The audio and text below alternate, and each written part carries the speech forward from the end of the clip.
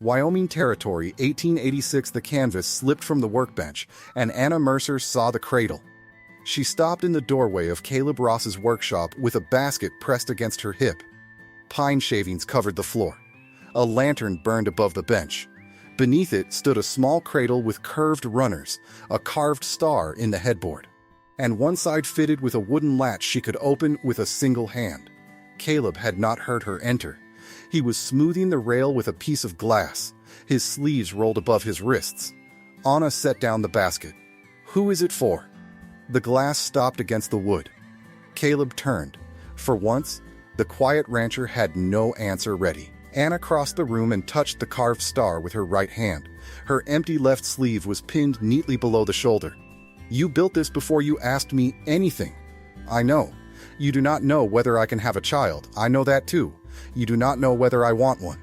Caleb removed his hat and placed it on the bench. "No," he said. "I should have asked before I let hope turn into lumber." Anna looked at the cradle again. The workmanship was careful. The latch had been shaped for her hand. Someone had imagined her using it long before she had allowed herself to imagine staying. Her throat tightened. "I am not whole like other women." Caleb's expression did not soften with pity. That was one of the reasons his answer mattered. "Then, other women are a poor measure." 6 months earlier, Anna had arrived in Willow Pass with one trunk, $8, and a letter promising work that no longer existed. Snow had begun falling before the mail wagon reached the boarding house. The driver left her trunk beside the steps, tipped his hat, and hurried west before the road disappeared. Mrs. Bell met Anna at the door.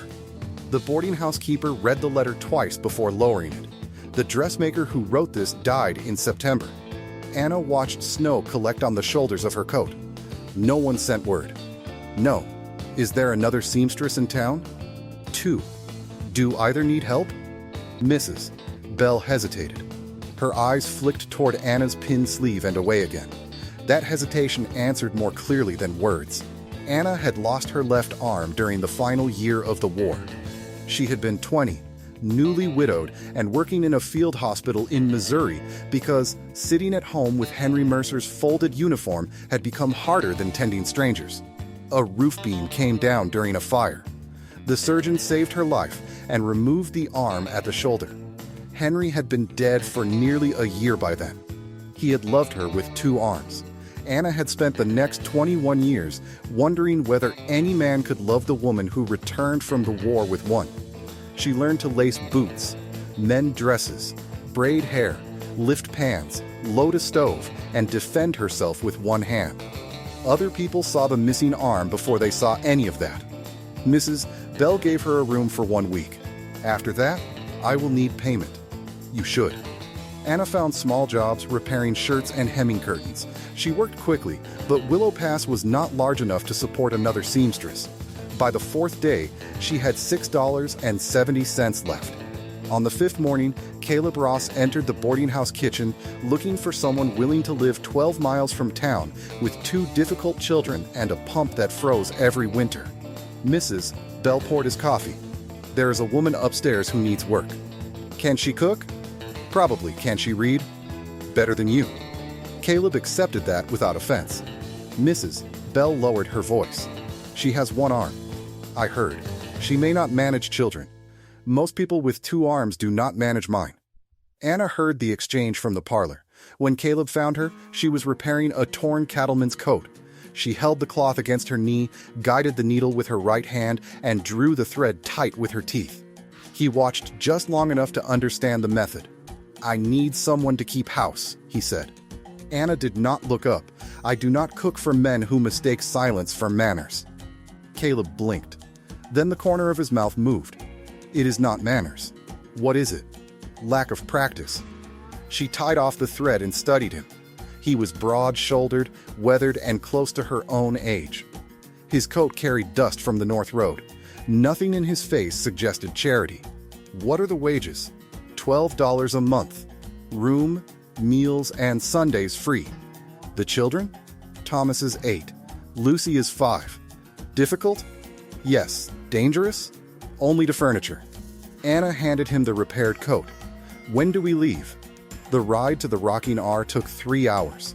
Caleb pointed out landmarks she would need if she ever traveled alone: a split pine, a dry creek bed, and black rocks shaped like a sleeping bear. He also described the ranch without making it sound kinder than it was. The pump froze. The pantry roof leaked. Wolves crossed the North Ridge. The nearest doctor lived 12 miles away. "You are trying to frighten me," Anna said. "I am trying to be honest." Most men save honesty until after a woman has no money left to leave. Caleb glanced at the trunk behind them. "How much do you have?" $4. "That is not enough." "No," he expected embarrassment. She gave him arithmetic. At the final ridge, the ranch appeared below them. 2 barns, a bunkhouse, a stone chimney, and fenced pasture reaching toward the mountains. Thomas and Lucy waited beside the gate. Thomas stared at Anna's empty sleeve. Lucy pointed. "Did a bear eat your arm?" Caleb shut his eyes. Anna climbed down from the wagon. "No, a roof did." Lucy considered that. "Did you bite it back?" "I wish I had." Lucy decided immediately that Anna was interesting. Thomas decided immediately that she would not last. The first week nearly proved him right. The kitchen had been built for a woman with 2 strong hands and no children underfoot. The flour bin sat too high. The door swung shut before Anna could carry a tray through it. The pump handle required both hands unless she braced it against her hip. On the 3rd morning, she tried to lift a boiling wash kettle without asking for help. The handle twisted. Water struck the floor and burned the side of her boot. Caleb kicked the kettle away before it reached her skirt. "I had it," Anna said. "You did not." The bluntness hurt more than the burn. He did not apologize. He moved the wash station, lowered the flour shelf, fitted a wooden catch to the door, and placed a smaller kettle beside the stove. Anna found him testing the catch. "I did not ask you to make the house simple. I made it workable. For me. For whoever does the work." That night, Anna wrapped the kettle handle with leather so it could not rotate. Caleb copied her design for the larger kettles in the bunkhouse. Neither called the exchange kindness. They called it good sense. Thomas tested her differently. He ignored instructions, hid kindling, and once locked the pantry from outside while Lucy laughed through the keyhole. Anna removed the hinge pins with a butter knife and came out carrying the door. Thomas stopped laughing. "Put it back," he said. "You locked the wrong woman inside." Caleb returned that evening to find the pantry door leaning against the wall, supper burned, Lucy crying, and Thomas beneath the porch. Anna stood in the yard with flour across her face. "I can leave in the morning." Caleb lifted a loose porch board. "Thomas," the boy stared up at him. "Come out." Thomas crawled into the yard. Caleb pointed toward Anna. "Who saddled your pony today?" Thomas said nothing. "Who found your glove?" Silence. "Who pulled Lucy away from the stove?" Thomas looked at Anna. "She cannot do everything." "Neither can I," Caleb said. "That has never excused bad manners." Thomas apologized, though not well. That night, Anna packed her trunk anyway. Caleb found her tightening the strap. "I thought we settled this." "You settled it with your son. Is there another problem?" "I will not live where I must be defended every day." "You were not defended." "What would you call it?" "The truth." Anna stopped packing. Caleb leaned against the doorframe. "You saved Lucy from a burn. You handled Thomas better than I usually do." Supper was terrible. Despite herself, Anna almost smiled. "I know. Stay until the work proves what you can do." She stayed. Anna's greatest difficulty was not the work. It was allowing anyone to see her struggle. When a jar lid would not turn, she carried it into the pantry and fought it alone. When wet sheets tangled around her legs, she worked until her shoulder burned. She used her teeth so often that one cracked. Caleb noticed blood on a peach jar. The next morning, Anna found a wooden brace mounted beside the pantry shelf. It held jars steady while the lid turned. She removed it. Caleb mounted it again. She removed it again. On the 3rd morning, he waited beside the shelf. "Why?" "Because I did not ask." You use a table without asking who built it. The table was not built because someone thought I was helpless. I built that because I watched you split your lip opening peaches. Tools become pity when no one asks whether they are wanted. Caleb considered her answer. Then he unscrewed the brace and placed it on the table. "Do you want it?" Anna examined the smooth wood and the different grooves he had cut for different jars. Yes, he mounted it again. After that, Caleb asked. Anna learned to answer honestly. Trust began there. With a jar brace neither of them mentioned again. By December, Anna knew the ranch well enough to hear trouble before she saw it. She could tell Lucy's ordinary crying from the sharp cry that meant blood. She knew when Thomas was hiding because the house became too quiet. She learned which cow kicked, which chimney smoked, and which floorboard warned that Caleb had come in from the cold. She taught Lucy to read. She taught Thomas to sew on a button and made him repeat the lesson when he called it women's work. The shirt will not care who repairs it, she said. Thomas muttered, but he learned. The children were not wild. They were lonely. Thomas remembered his mother as the smell of lavender and wool. Lucy remembered nothing at all. Anna found Sarah Ross's photograph in the bottom drawer of Caleb's room. She cleaned the glass and placed it in the parlor. Caleb stopped when he saw it. You moved this. Yes. Why? Children should not need permission to remember their mother. For a long moment, he said nothing. Then he adjusted the frame until it stood straight. Caleb's mother arrived 3 days before Christmas. Margaret Ross had helped care for Thomas and Lucy after Sarah died. She loved the children fiercely and trusted very few people with them. She also looked at Anna's empty sleeve before she looked at Anna's face. You cannot carry a sick child and open a door at the same time, Margaret said while Anna kneaded bread. Anna pressed the dough forward with her palm. I carried wounded men out of a burning hospital. A ranch is not a battlefield. No, on a battlefield, people admit when they need help. Margaret's mouth tightened. Caleb entered from the yard. Those children need stability, his mother said. They have it. With a woman who may leave when the work becomes difficult? Caleb looked at Anna rather than speaking for her. Are you leaving? No. He turned back to his mother. Then that question is settled. Margaret stayed for supper. When Lucy knocked over the gravy bowl, Anna caught it against her hip before it reached the floor. Margaret said nothing. The following week, a wagon arrived carrying 2 lower kitchen shelves and no note. Anna knew who had sent them. She also understood that acceptance would not come all at once. A week before the worst storm of winter, Anna took the children into Willow Pass for supplies. 2 boys outside the mercantile imitated the way she tied parcels against her hip. One pushed an arm inside his coat and stumbled theatrically. Thomas struck him. Both boys ended in the mud before Mrs. Bell separated them. Anna made Thomas apologize. He mocked you, Thomas said. That does not make your fist correct. You wanted me to do nothing? I wanted you to stand beside me and let me decide whether I needed rescuing. The other boy's father arrived expecting Anna to accept blame quietly. She told him exactly what happened, including Thomas's first blow. The man made his son apologize too. On the ride home, Thomas asked what he should do next time. Stand beside me, Anna repeated. At the ranch gate, he climbed down and opened it without being asked.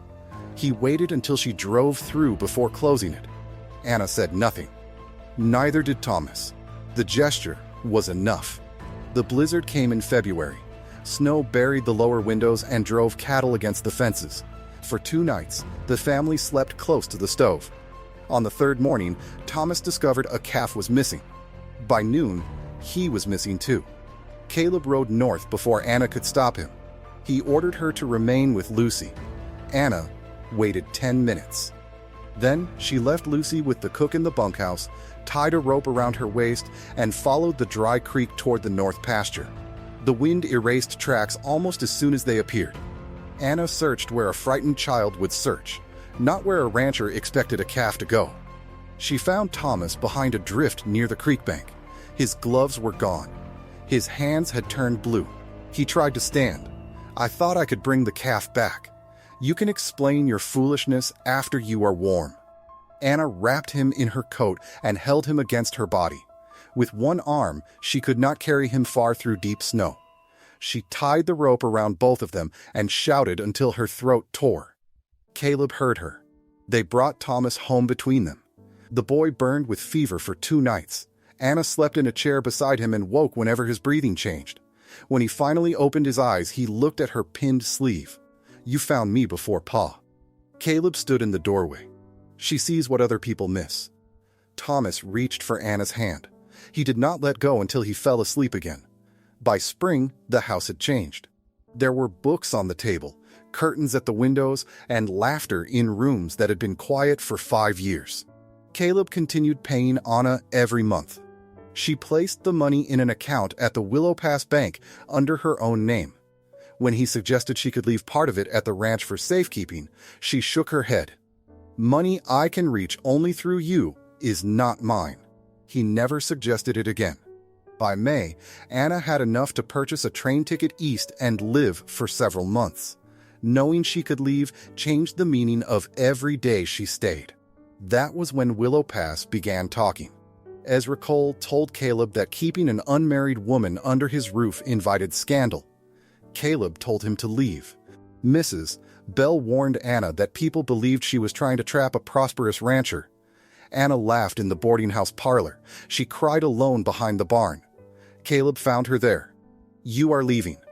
It was not a question. "I should." "No, you cannot command this." "I am not commanding." "Then what are you doing?" Caleb removed his hat, failing to ask correctly. He did not propose.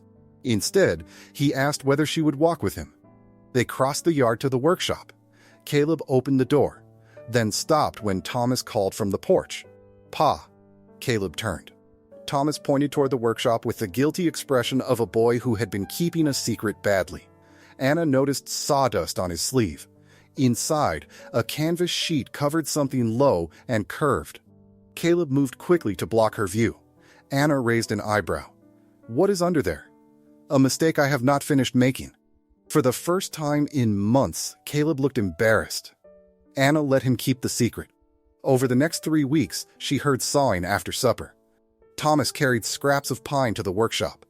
Lucy appeared one morning with blue paint on her nose and refused to explain it.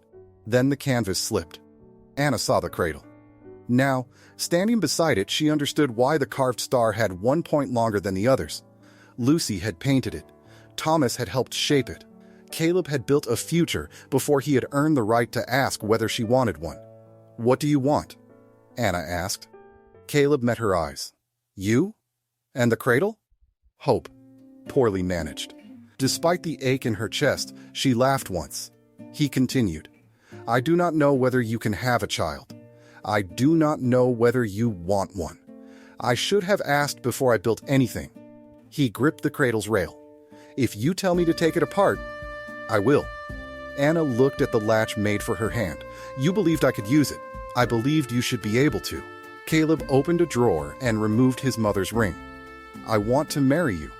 I want you to choose me knowing you have money enough to leave, work enough to live, and time enough to decide. My children. Another child. No child. None of it changes the answer." Anna's eyes burned. "You still think I am whole?" Caleb glanced toward the jar brace, the adapted tools, and the doorway where Thomas and Lucy were listening badly. "I think whole is a poor word for measuring a person." "Better," Anna whispered. She did not accept the ring. Not that day. "I need to know whether I am choosing you or choosing safety." Caleb placed the ring back in the drawer. "Then take the time." For the next 4 months, Mrs. Bell stayed at the ranch to silence the worst gossip. Anna continued working. Caleb continued paying her. The cradle remained covered. During those months, Anna saw him fail. A spring cattle sale collapsed after a buyer withdrew. Caleb came home furious and exhausted. When Thomas damaged a costly saddle, Caleb shouted until the boy cried. Anna confronted him in the yard. "You do not get to become cruel because you are afraid. This is my ranch, and they are your children." Caleb walked away before his anger turned uglier. For 2 hours, Anna believed he had withdrawn the proposal. He returned after dark. He apologized to Thomas first. Then he found Anna in the kitchen. "I spent years believing silence was better than anger," he said. "I was wrong about both. Marriage would not rescue either of them. It would require apologies, patience, and change." That made Anna trust it more than the cradle did. She accepted the ring the following morning. Margaret Ross returned when she heard of the engagement. She waited until Caleb was in the barn before speaking. "You cannot marry him." Anna folded a sheet across the kitchen table. Caleb appears to disagree. "Think of the children." "I do. You cannot manage everything a mother must manage. No mother can." Margaret's voice hardened. "You cannot even hold a baby safely." The words reached the fear Anna had hidden from everyone, including Caleb. She left the house and walked to the creek. Caleb found her after sunset. "My mother has gone. She said what everyone thinks." "No. She said what you are too kind to say." Caleb sat beside her. "When Lucy was sick last winter, who held her through the night?" Anna watched the water. "When Thomas fell from the hayloft, who stopped the bleeding?" "I used one hand. You used the hand he needed." Anna closed her eyes. "A child does not count arms," Caleb said. "A child knows who stays." The next week, Margaret returned alone. Anna met her at the gate. "I heard what you said." Margaret went pale. "You are welcome to love these children," Anna continued.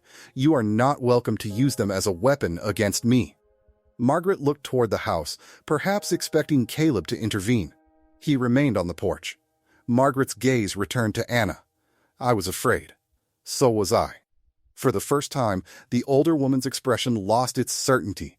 "I should not have made my fear your burden." Anna stepped aside from the gate. Margaret entered. Acceptance still did not come all at once, but it finally began honestly. On the night before the wedding, Anna sat with Lucy near the stove. "What if your father regrets it?" she asked. Lucy frowned. "Why would he?" "Because I cannot do everything other women do." Lucy considered this with the seriousness of a child answering an important question. "You do things they do not." "Such as?" "You find people in storms." Thomas entered carrying a small wooden hand carved badly from pine. "It is not for wearing," he said quickly. "It is for remembering that you can hold more than one thing." Anna accepted it as though it were gold. At the wedding, she did not hide her empty sleeve beneath lace. She wore a dark green dress fitted to her body exactly as it was. When the preacher asked Caleb whether he accepted her in sickness and health, he answered without looking anywhere but at Anna. "I do." The cradle remained empty for nearly a year. Anna learned that waiting for a child could awaken every old doubt she thought she had buried. Caleb never promised what he could not know. He did not tell her patience would guarantee anything. Then, one cold January morning, Anna placed his hand against her stomach. Neither spoke for a long time. Pregnancy frightened her more than the hospital fire. Her balance changed. Tasks she had mastered became difficult again.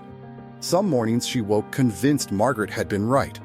Caleb redesigned the cradle so one side lowered with the latch Anna could work easily. He built a changing table with raised edges. Lucy practiced handing cloths. Thomas learned to heat water and complained until Anna reminded him that boiling water did not care whether the person carrying it was a boy. Labor began during a spring flood. The bridge to Willow Pass washed out before the doctor could cross. Caleb sent 2 riders by the ridge trail, but the river kept rising. Anna understood childbirth from her hospital years. Knowledge felt different when the pain belonged to her. For 14 hours, she fought. At one point, she gripped Caleb's shirt. "If I die, do not let them say it was because I was incomplete." His forehead pressed against hers. "You are not dying. You do not know that." "No," his voice broke. "But I know you have survived everything that tried to decide your ending." Sarah Ann was born near dawn. Caleb placed the baby against Anna's chest. Anna held her securely with one arm. The child opened her eyes and closed one tiny hand around the edge of Anna's nightdress. Margaret arrived 2 days later after the river fell. She stood beside the cradle and watched Anna lift the baby with practiced ease. "I was wrong," she said. Anna adjusted the blanket. Yes, Margaret almost smiled. Years later, Thomas claimed the rocking hour began the day Anna arrived. Caleb corrected him. The ranch existed before. Thomas shook his head. The land existed. The home began with her. The cradle held Sarah Ann, then blankets, then dolls. By then, Anna's place in the family had been settled through work, conflict, choice, and the ordinary days that followed. When Sarah Ann was old enough to sit at a desk, Anna opened a small school at the ranch for children who lived too far from town. She taught girls practical work and boys domestic skills. One father objected when his son came home knowing how to sew. Anna handed the man a torn shirt.